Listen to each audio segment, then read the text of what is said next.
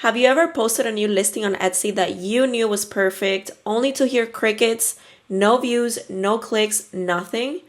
And it's not because your art is bad, it's because you're trying to talk to a version of Etsy that does not exist anymore. The 2025 algorithm has completely changed how it decides who gets seen and who gets ignored. It's not about keywords anymore, it's about behavior.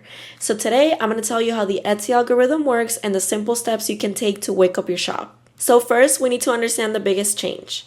In the old days, Etsy was like a robot that only understood exact words. For example, if a buyer typed blue mug and you wrote turquoise cup, then you would get a message that would say no match found. The algorithm is a human personal shopper that understands concepts now.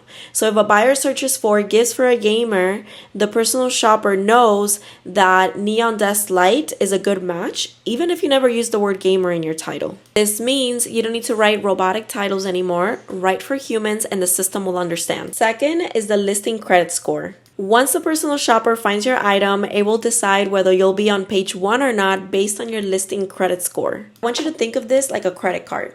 If a customer clicks or buys, then your score goes up. But in 2025, the biggest factor is the pause. Does the customer stop scrolling and stare at your item? That pause tells Etsy, this is interesting.